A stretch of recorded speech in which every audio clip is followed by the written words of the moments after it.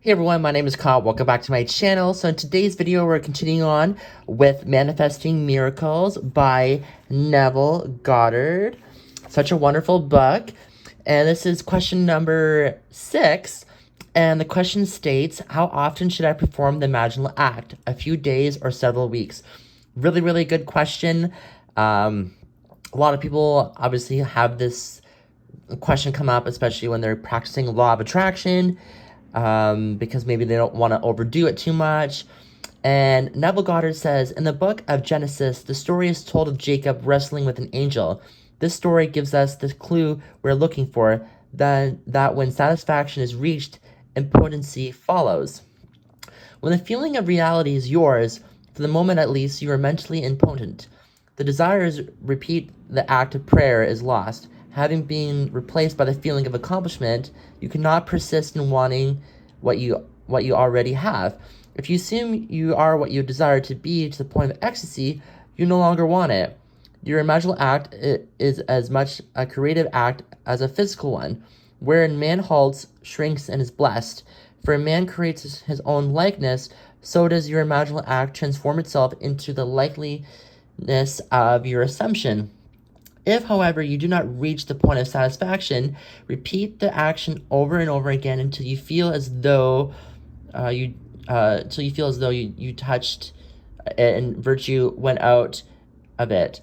So this is very important too, right? So from my understanding of this, everyone kind of has a different interpretation with Neville Goddard, but I feel like basically what he's saying is that you want to be able to do manifestations and visualizations, but you don't want to obsess about it. You want it to be able to kind of kickstart your gears, get you kind of not motivated, but kind of get you excited for the day, and so you're able to take action and take action every single day, because sometimes you don't necessarily want motivation, because it seems like the dream or the desire is like you're like kind of being pushed to do it rather than being pulled to do it.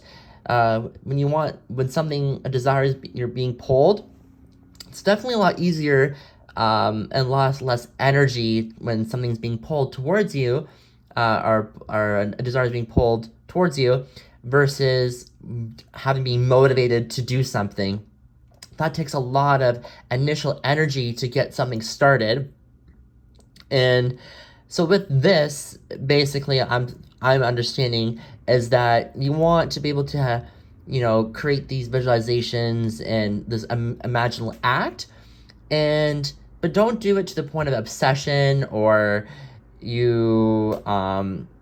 because then sometimes you may not want to do it anymore, because I feel like if you kind of obsess over the visualizations and you do it very, very frequently throughout the days, I think that you're actually creating a lot of resistant energy around that desire, because now your brain and your mind is kind of saying, like, you kind of have a disconnect with the manifestation, and you will basically kind of say, well, I don't have that anymore, and so there's like a lack of whatever you're trying to desire. Whereas if you do that visualization just to make yourself feel very, very great and get you excited to the point of ecstasy, then you kind of stop, because now you're ready to fly, you're ready to do action, all this stuff.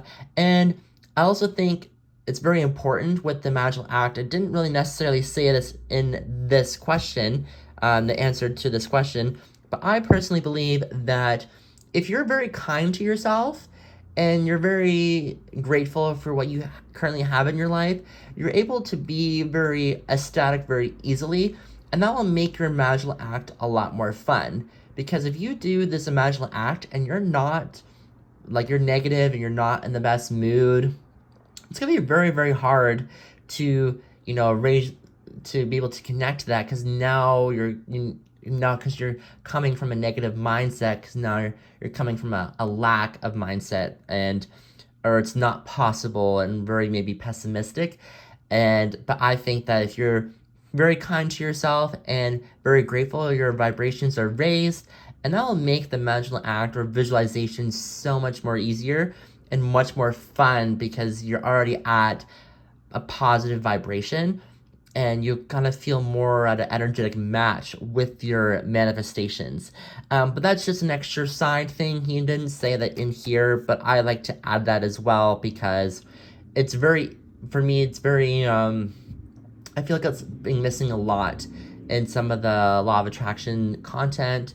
And I personally believe that as well. If you're very kind to yourself and you're very grateful for everything in your life, you're able to, your vibrations are raised very, very, very, very fast. And then you're able to fly and able to kind of do and perform those imaginal acts very, very easily, and it'll be a lot more fun. And yeah, this just wraps up this video. It's question number 6 of Manifesting Miracles by Neville Goddard.